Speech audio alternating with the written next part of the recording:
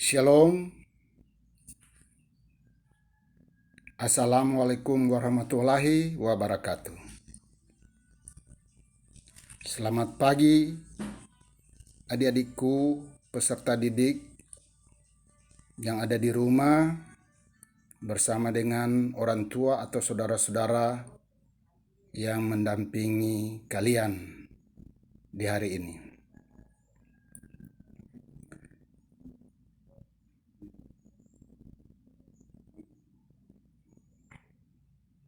Jumpa lagi dengan Bapak di siang hari ini.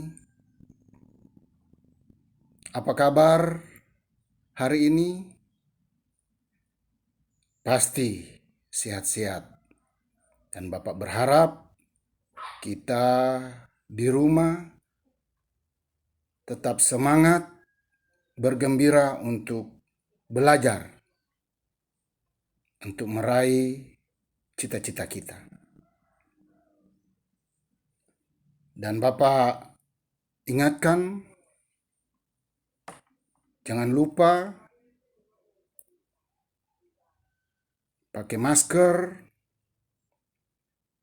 jaga jarak, cuci tangan, menjaga kesehatan kita memakan makanan yang sehat, sehingga tubuh kita tetap fit untuk boleh bekerja dan berusaha. Adik-adikku sekalian, sebelum kita masuk dalam kegiatan pembelajaran di siang hari ini, kita akan buka kegiatan pembelajaran ini dengan kita berdoa menurut agama dan kepercayaan kita masing-masing. Mari kita berdoa.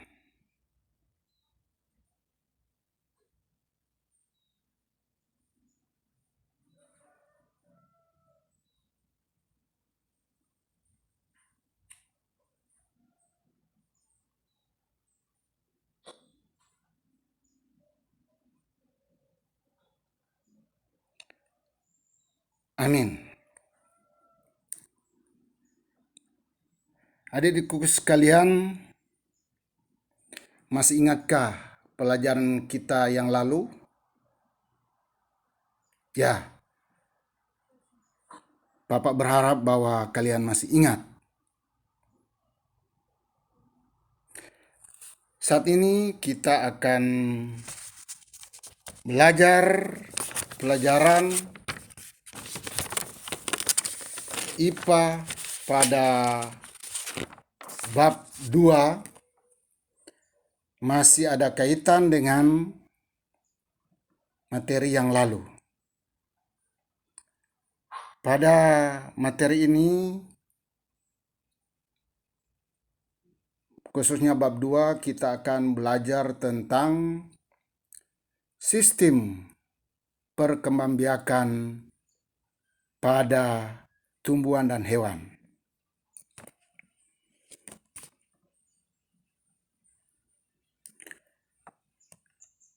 Adik-adik sekalian, materi ini sangat penting untuk kita pelajari karena pelajaran ini ada hubungan dengan peranan kita sebagai manusia dan juga hewan dan tumbuhan sebagai sumber alam yang memberikan makna dan arti bagi kita untuk bisa terus melestarikan, memelihara akan tumbuhan dan hewan ini sehingga dia tetap lestari sebagai sumber daya alam terbaharui yang kita bisa kembangkan lewat perkembangbiakannya. Baiklah, kita akan masuk pada materi tentang sistem perkembangbiakan tumbuhan dan hewan, tetapi pada saat ini kita akan pelajari lebih khusus pada perkembangbiakan pada tumbuhan. Untuk pertemuan berikut nanti kita akan masuk pada perkembangbiakan pada hewan. Perkembangbiakan pada tumbuhan terdiri dari perkembangbiakan vegetatif dan generatif.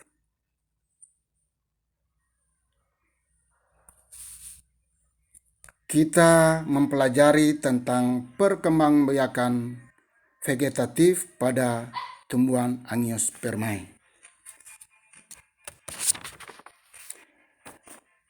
Kita perlu tahu dahulu, adik-adik sekalian, apa itu tumbuhan Angiospermae. Tumbuhan Angiospermae atau biasa disebut dengan tumbuhan biji tertutup adalah tumbuhan yang memiliki ciri bakal biji berada di dalam bakal buah atau ovarium. Vegetatif atau biasa disebut dengan aseksual adalah sama artinya dengan tidak kawin, yaitu dapat menghasilkan individu baru tanpa proses peleburan inti sel sperma dengan inti sel telur. Jadi, perkembangbiakan vegetatif aseksual atau biasa disebut tidak kawin secara alamiah. Alamiah artinya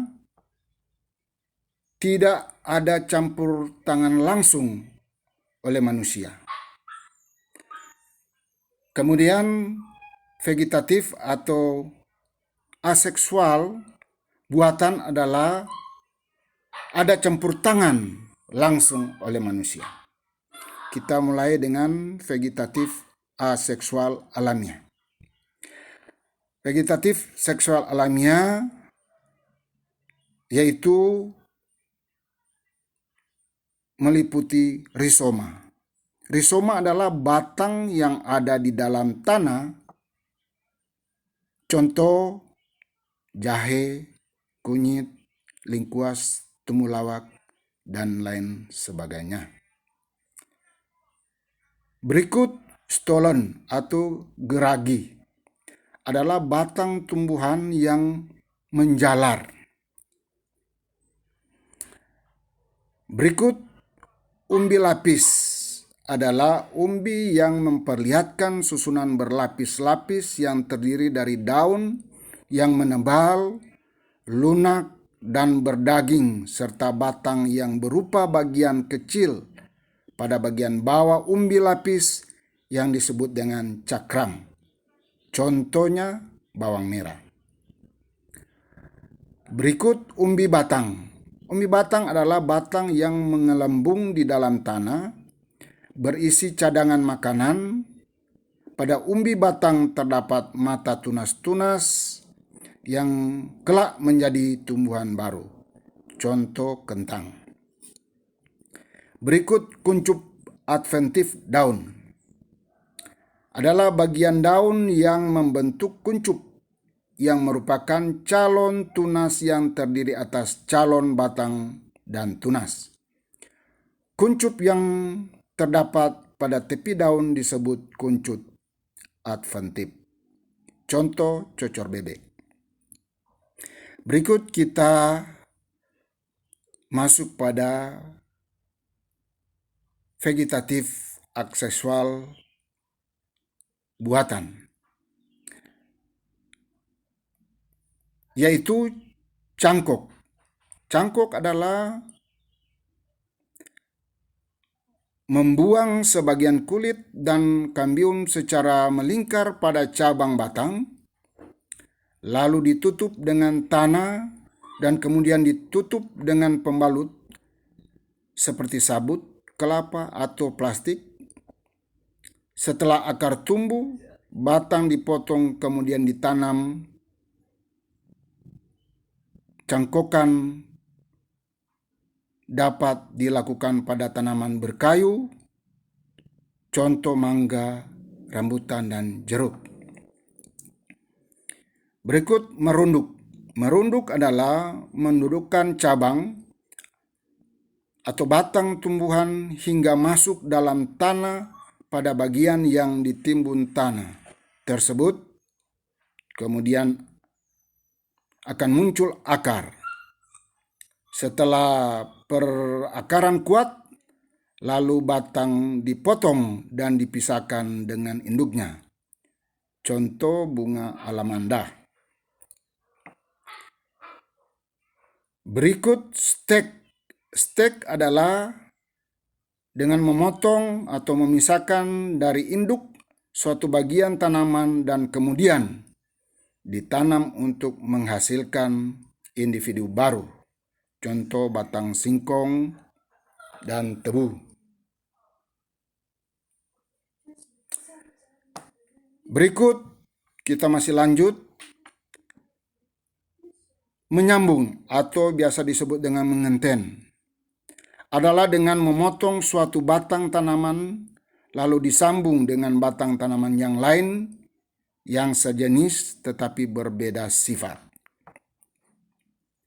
Berikut menempel atau kita kenal dengan okulasi adalah pada dasarnya sama dengan mengenten atau menyambung, tapi tumbuhan yang ditaruh di atasnya hanya diambil mata tunasnya saja. Kedua macam tumbuhan yang diokulasi biasanya mempunyai kelebihan-kelebihan tersendiri. Kita lihat pada gambar di mana ada vegetatif alamiah. Di situ ada digambar contoh jahe, baru di situ ada stroberi atau pungagan, baru ada umbi lapis baru ada kentang, ada cocor bebek. Ya, itu contoh vegetatif alamiah yang sudah dijelaskan tadi. Baru vegetatif buatan, ya tadi cangkok. Kita lihat pada gambar, kemudian ada merunduk. Di situ pada gambar ada merunduk pohon yang di bagian cabang atau batang yang dirundukkan, lalu ditaruh tanah, kemudian dia muncul tunas baru. Kemudian nanti kalau sudah tunas baru dipotong sehingga terpisah dengan induk. Lalu kita lihat berikut ada gambar singkong yang di stek ditanam. Kemudian ada yang berikut gambar menyambung, ya menyambung dengan batang yang lain. Lalu ada berikut okulasi, yaitu hanya mengambil tunasnya. Selanjutnya kita masuk pada perkembangbiakan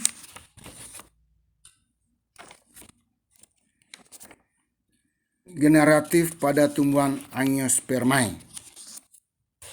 Kita lihat pada gambar. Pada gambar di situ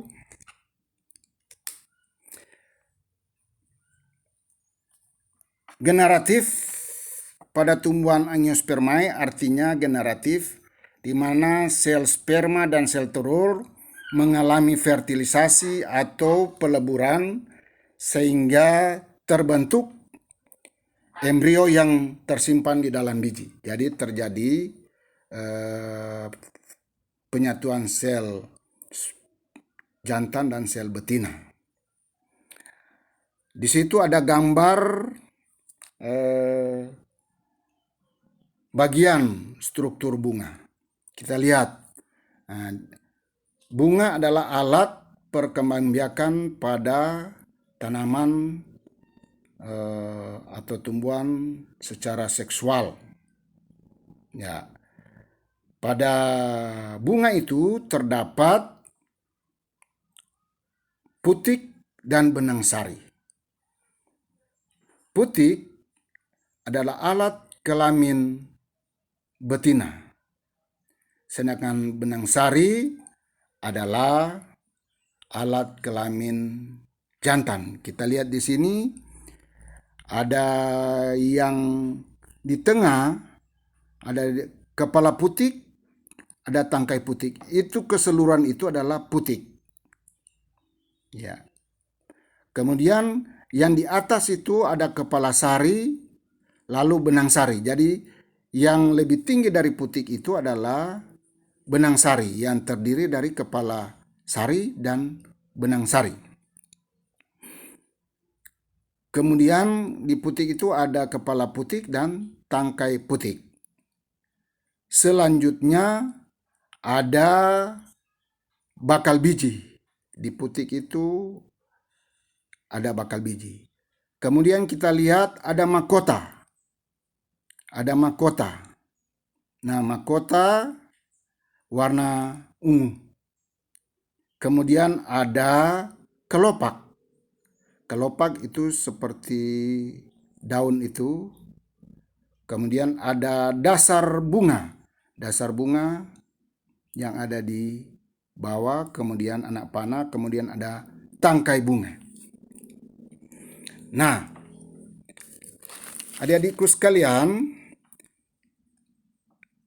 apa fungsi daripada benang sari? Benang sari punya fungsi adalah menghasilkan serbuk sari untuk perkembangbiakan. Jadi fungsi daripada benang sari adalah menghasilkan serbuk sari untuk perkembangbiakan. Kemudian apa fungsi daripada putik? Putik punya fungsi yaitu terdapat ovum dan bakal biji untuk perkembangbiakan. Jadi terdapat ovum dan bakal biji untuk perkembangbiakan. Apa fungsi daripada mahkota? Fungsi dari mahkota untuk menarik perhatian serangga dan hewan-hewan lainnya. Jadi karena warnanya begitu menarik, warna-warni, sehingga hewan bisa datang untuk mengambil sari yang ada di bunga tersebut. Sedangkan kelopak adalah fungsi adalah pelindung mahkota bunga ketika bunga masih kuncup. Jadi dia sebagai pelindung ketika bunga masih kuncup, belum mekar, dia sebagai pelindung menutupi dari bunga. Dan kemudian tangkai bunga. Fungsinya adalah menopang bunga dengan tanaman. Jadi dia untuk tangkai itu menopang bunga. Ya, sedangkan dasar bunga itu untuk meletakkan daripada bunga itu, ya, supaya dia kokoh. Jadi itu beberapa fungsi daripada bagian-bagian daripada struktur tumbuhan. Bagaimana adik-adik sekalian? Bisa paham penjelasan Bapak? Ya pasti ya. Bapak berharap bahwa kalian bisa mengikuti dengan baik penjelasan daripada Bapak.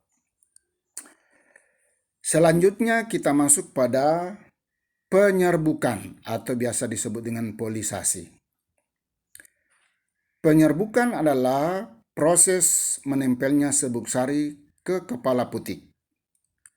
Ada macam-macam penyerbukan berdasarkan jenis perantaranya, yaitu 1. Anemogami, 2. Entomogami, 3. Ornitogami, 4. Chiroptogami, 5 Anthropogami.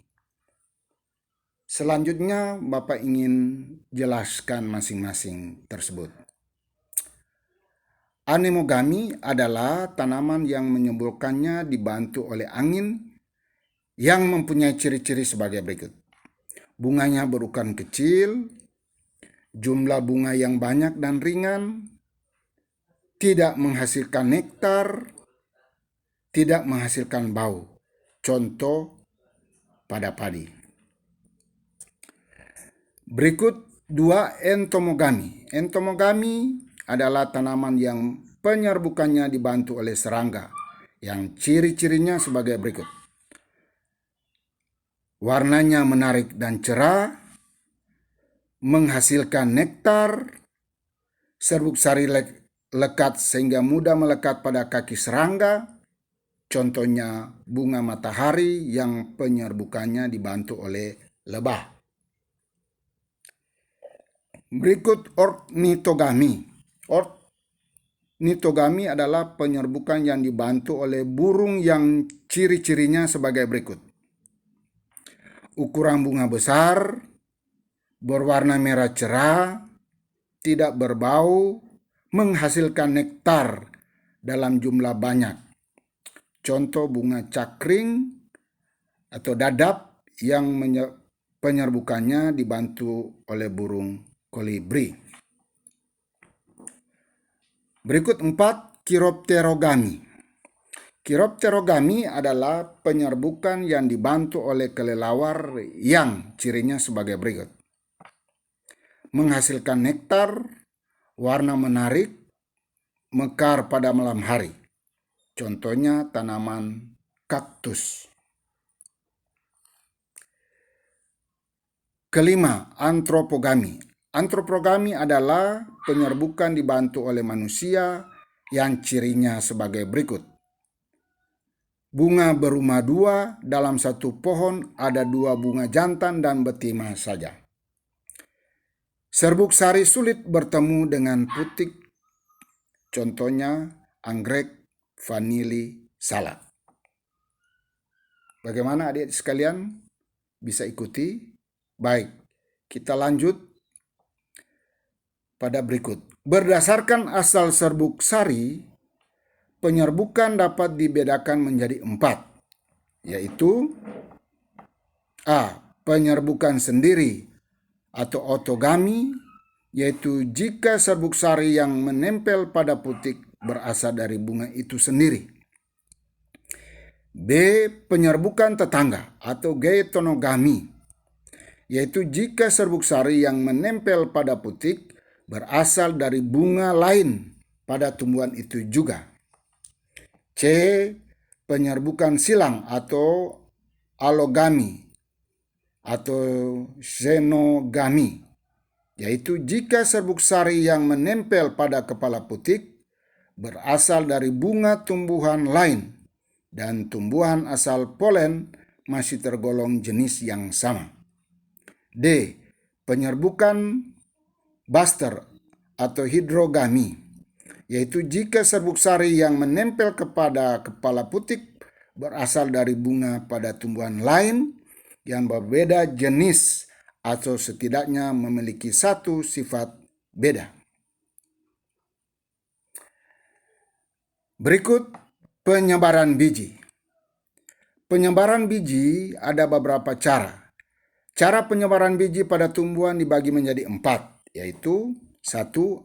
Anemokori adalah proses penyebaran biji dengan angin yang cirinya sebagai berikut. Bijinya kecil, ringan, dan bersayap. Contoh, biji bunga dandelion. 2. Hidrokori adalah proses penyebarannya biji dengan bantuan air yang cirinya sebagai berikut. Dekat daerah perairan, di pantai atau tumbuhan yang hidup di air. Contohnya kelapa. 3. Zookori adalah proses penyebaran biji dengan bantuan hewan. Penyebaran ini dibagi menjadi 4, yaitu A. Entomokari adalah penyebaran biji dengan perantara serangga, contohnya wijen dan tembakau. Berikut B.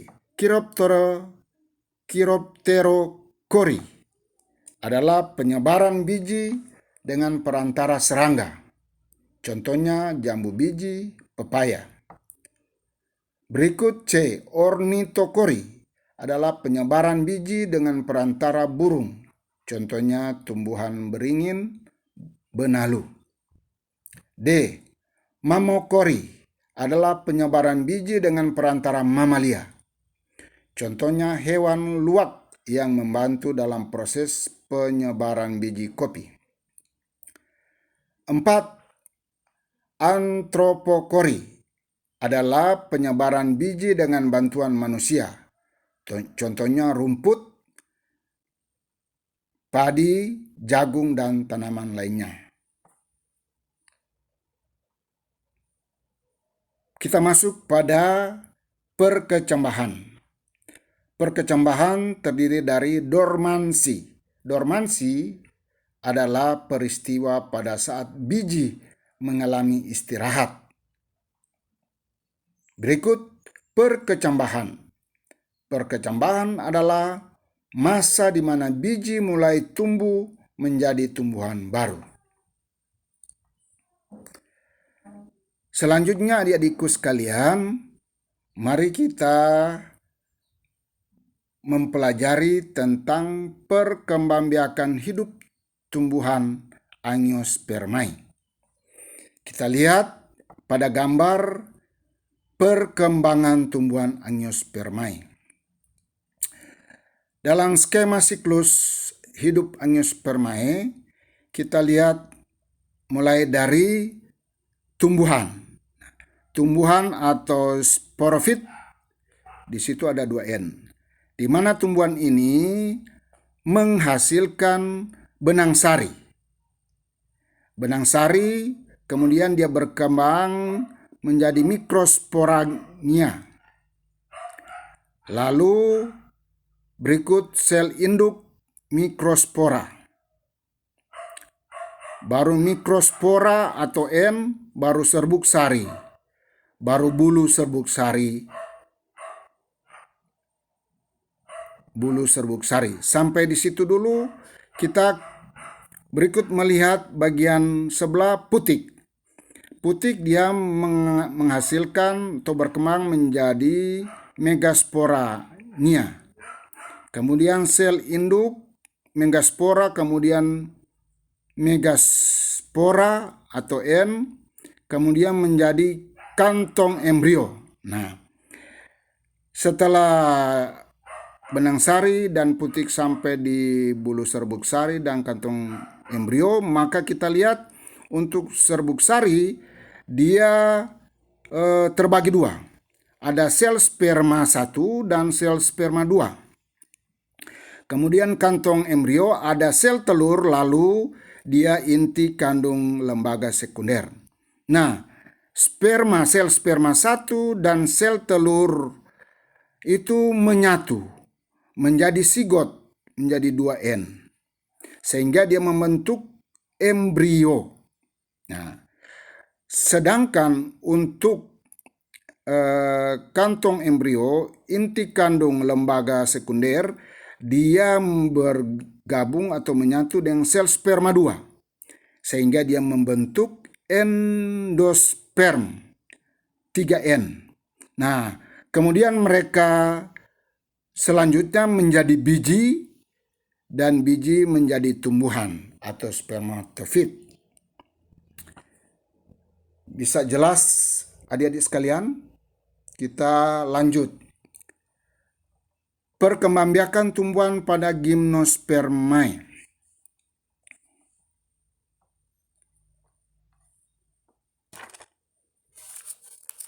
Ya.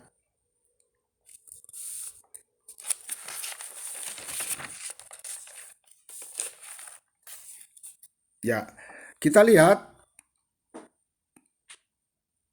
tumbuhan pertama Gymnospermae. 2N. Nah, di situ dia menghasilkan strobilus jantan dan juga menghasilkan strobilus betina. Kemudian dia berkembang mikrosporangium, kemudian sel induk mikrospora, sedangkan pada betina dia menjadi sel induk megaspora. Selanjutnya mikrospora dan berkembang menjadi megaspora yang di betina.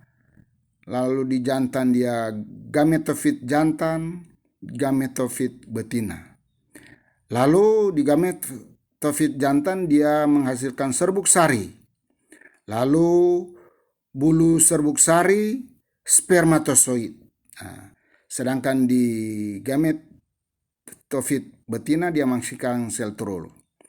Nah, sel sperma dan sel telur melebur, terjadilah sigot. Sigot 2N kemudian berkembang menjadi embrio, kemudian menjadi biji, lalu kemudian menjadi tumbuhan gimnospermae. Kita lanjut.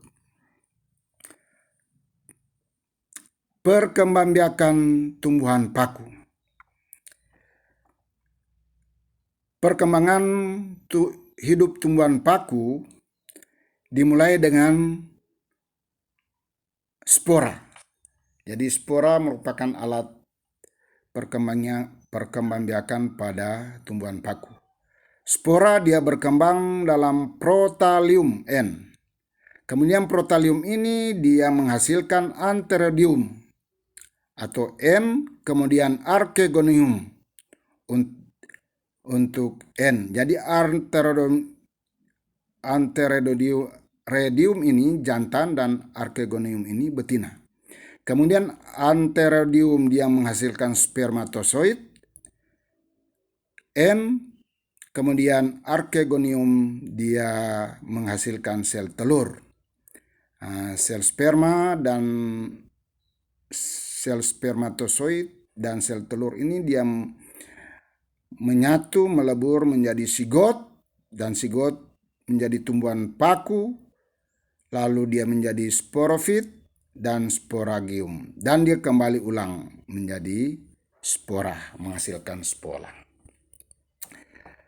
Selanjutnya perkembangbiakan tumbuhan lumut. Kita lihat perkembangan dalam gambar perkembangan hidup tumbuhan lumut. Nah, dia mulai dengan spora. Kemudian dia selanjutnya protonema lumut muda. Dia berlanjut menjadi gametofit atau tumbuhan lumut dewasa. Nah, tumbuhan lumut dewasa ini dia menghasilkan archegonium untuk betina, sedangkan antheridium untuk jantan. Kemudian archegonium ini dia menghasilkan sel telur, sedangkan antheridium dia menghasilkan spermatozoid. Nah, sel telur dan spermatozoid ini dia menyatu melebur menjadi sigot. Nah, sigot ini kemudian dia berkembang menjadi sporofit atau sporongonium, kemudian menjadi sporangium 2N. Nah, selanjutnya dia kembali ulang seperti semula, ya, sebagai alat perkembangbiakan yaitu spora. Selanjutnya kita masuk pada teknologi perkembangan pada tumbuhan. Teknologi perkembangbiakan pada tumbuhan terdiri dari A. Hidroponik. Nah, hidroponik merupakan cara penanaman tumbuhan dengan tanpa menggunakan tanah. Tanaman sayuran seperti paprika, tomat, timun, terong, dan selada dapat ditanam secara langsung dalam wadah yang berisi nutrisi atau dengan ditambah medium yang tak larut dalam air, misalnya kerikil, arang, sekam, spons, serbuk, kayu, dan lain-lain. Jadi ini hidroponik ada penanaman dengan menggunakan zat yang sudah mengandung nutrisi, bukan media tanah. Lihat di gambar, ada gambar di sebelah. Berikut vertikulur. Vertikulur merupakan metode budidaya tanaman dengan cara membuat instalasi secara bertingkat vertikal dengan tujuan untuk meningkatkan jumlah tanaman. Jadi kita lihat dia biasanya cara-cara ini dipakai pada lahan-lahan yang sempit di perkotaan untuk memanfaatkan lokasi atau kawasan yang kecil, yang sempit. Jadi dia ditanam secara vertikal. Itu ada pada gambar. Selanjutnya, kultur jaringan tumbuhan.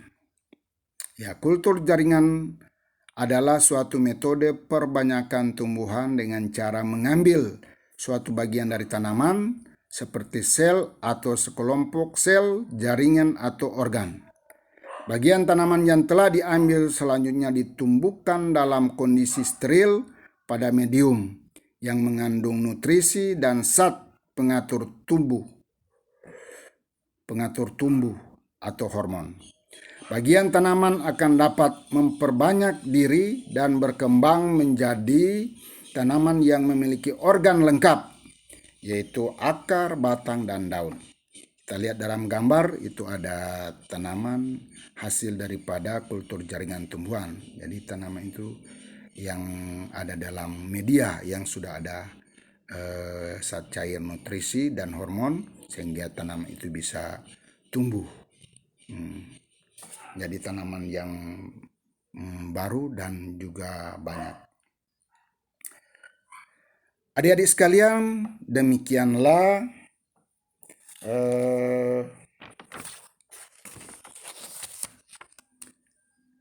pembelajaran kita pada saat ini, di siang hari ini. Bagaimana?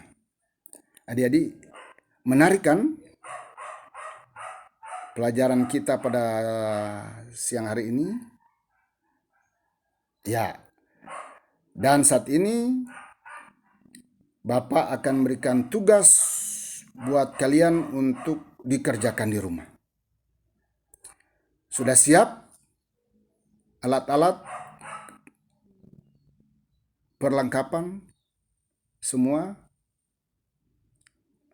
Baiklah. Jadi tugas untuk dikerjakan di rumah yaitu jelaskan fungsi daripada bagian bunga. Jelaskan fungsi daripada bagian bunga. 1. Benang sari. 2. Putik. 3. Mahkota bunga. 4. Kelopak bunga. 5. Tangkai bunga.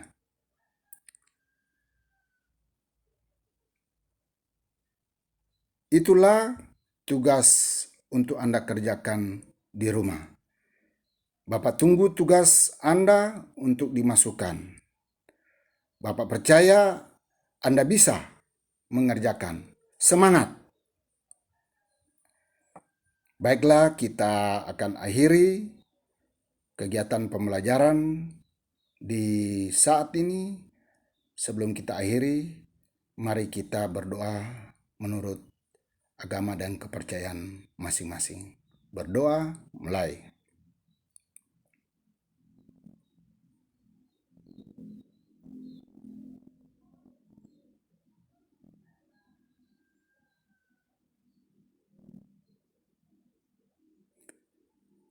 Amin. Demikian sampai di sini kegiatan belajar mengajar kita. Selamat siang. Terima kasih.